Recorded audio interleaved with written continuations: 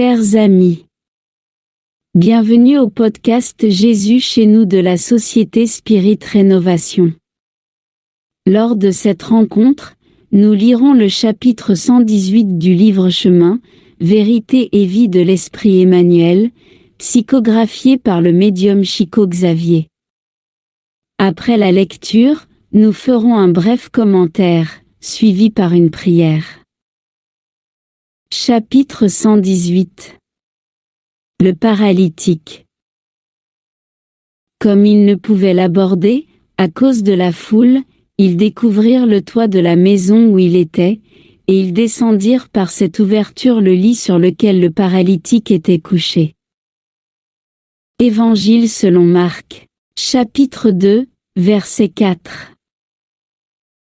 Ils sont nombreux à admettre leurs besoins du Christ, mais ils allèguent souvent des obstacles qui empêchent leur sublime approche.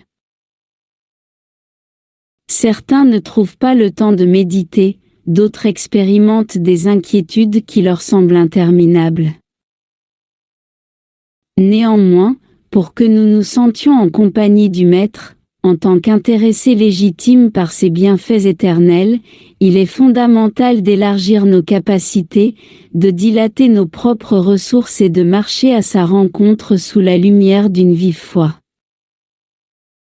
L'évangile de Marc nous raconte la curieuse décision du paralytique qui, lorsqu'il découvrit la maison où se trouvait le Seigneur complètement assiégé par la foule, loin de perdre une telle occasion, se servit de l'aide de ses amis pour se laisser glisser par un trou qu'il y avait dans le toit, de manière à profiter du contact du Sauveur en jouissant avec ferveur de l'occasion divine.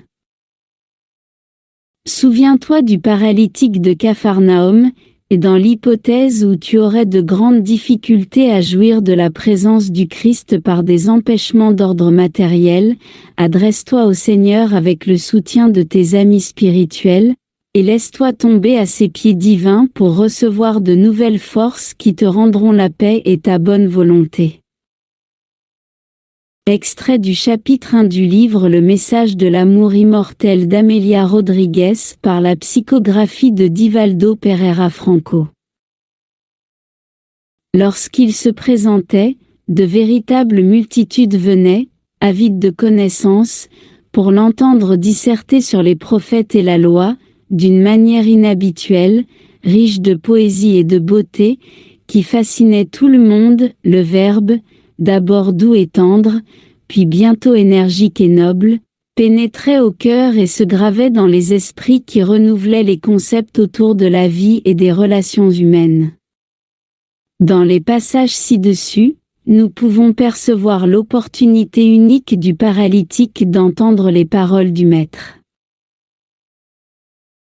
Aujourd'hui, si Jésus était là, apportant le même amour, la même connaissance, la même noblesse, parmi tant d'autres adjectifs qui ne tiendraient pas dans nos mots, que dans les sentiments, quelle serait notre réaction, notre volonté, notre désir d'aller à sa recherche? Une réflexion individuelle s'impose ici. Certains feraient de Jésus une idole, tel comme on le voit avec les chanteurs, les acteurs, les influenceurs. Toutefois, son message ne toucherait pas leur intimité. D'autres montreront qu'ils le connaissent, qu'ils ont été avec lui, qu'ils font leur part, qu'ils cherchent à être du côté du bien. Toutefois, le changement ne sera qu'apparent. Ceux, en revanche, qui le recherchent pour ses enseignements, qui manifestent la volonté de grandir, d'évoluer, les paroles du Maître provoquaient l'émotion, éveillaient les vertus, les changements, la croissance. La volonté du paralytique le rapprochait du Christ.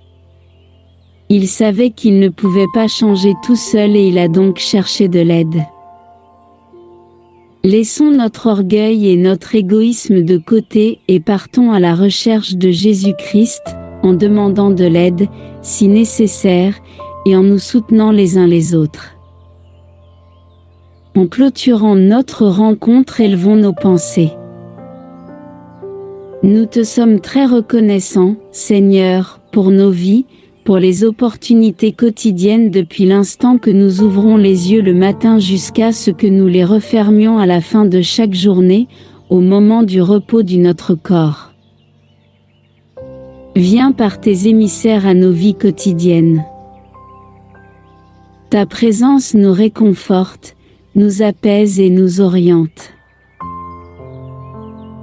Aide-nous à garder le moral face aux difficultés et à nous rendre compte de la joie, de la bonté et de l'amour que nous avons déjà dans notre vie. Ainsi soit-il. À bientôt au prochain podcast Jésus chez nous.